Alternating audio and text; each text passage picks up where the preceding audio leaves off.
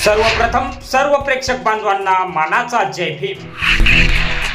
शासकीय वाळू उपशासाठी केलेला रस्ता शेतकऱ्याच्या उठला मुळावर, प्रशासनाचा धाक दाखवत वाळू ठेकेदाराने गावच्या सांडपाण्याची जोडली गटार। आश्विखुर्द गावच्या सांडपाण्यासह पावसाचे पाणी थेट शेतकऱ्याच्या शेतात। पानंदोर्ड्यात शासकीय वाळू काढण्यासाठी महसूल विभागाने ठेकेदाराशी हाताशी धरत केला रस्ता।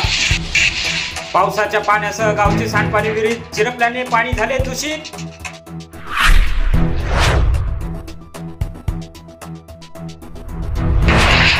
याच ठिकाणी पूर्वी पोळी म्हणून नाला होता, रात्रीतून पुढे त्याच नाव पानंदोर्डा म्हणून पडले।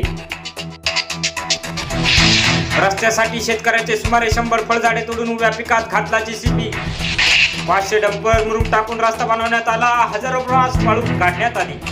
फळझाडाचे नुकसान करणाऱ्या दोषी अधिकाऱ्यांवर 15 दिवसात कारवाई करण्याची शेतकऱ्यांकडून मागणी। न्याय न मिळाल्यास शेतकऱ्याचा आत्मदहन करण्याचा इशारा। मी सय्यद इन्नूज छन्नूबाई, आश्विखुर्द पाणी पुरवठा नंबर 2तून जे पाणी सांडपाणी गावाचं पाणी पावसाचं पाणी जे माझ्या क्षेत्रात येत होतं त्यासाठी मी उपोषण केलं होतं।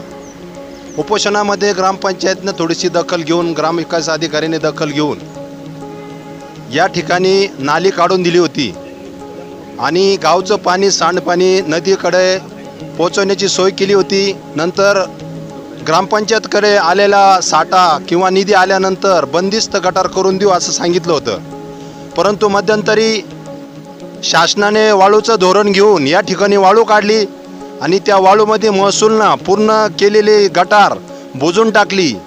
त्यामुळे गावातलं येणारं सांडपाणी पावसाच्या पाण्यामुळं संपूर्ण पाणी माझ्या क्षेत्रात आलेलं असून मी अल्पभूधारक असल्यामुळे माझा पूर्ण उदरनिर्वाह या शेतीवरती आहे। मी प्रशासनाकडे बी दाद मागितली, त्यांना वेळोवेळी तोंडी विचारलं, ग्रामपंचायतला देखील विचारलं, परंतु यांनी उडवाडीचे उत्तर केले। ग्रामपंचायतनं सांगितलं आम्ही तुम्हाला साईड गटार काढून दिली होती, नाली काढून दिली होती, ते काम आता महसूलचं आहे, महसूलनं बुजवलेलं आहे। महसूलकडे गेलं तर महसूल सांगतं हे गावाचं पाणी आहे, हे सांडपाणी गावाचं आहे, त्यांनी हे काम केलं आहे।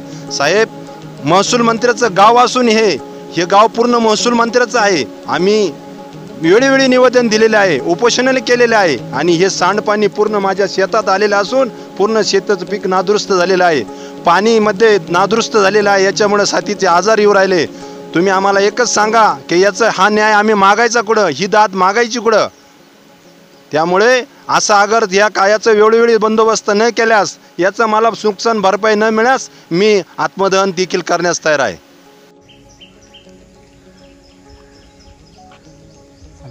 मी नानासाहेब देवराम गायकवाड या पुई शेजारी राहत असून इथं माझे वडिलोपार्जित शेती आहे।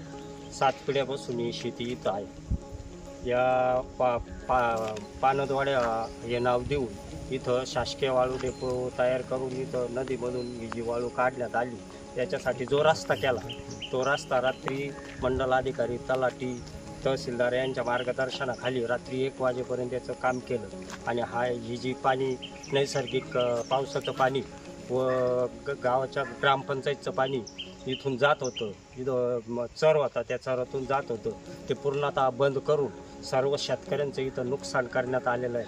मी शेवट माझी शेती असून त्यामध्ये येऊन ते पाणी साचून माझ्या शेतीचं पूर्ण नुकसान झालेलं आहे आणि आमची जी वडिलोपार्जित 75 वर्षापासूनची जी विहीर आहे ती आता पडण्याजोगती झालेली आहे। त्याला जिम्मेदार कोण?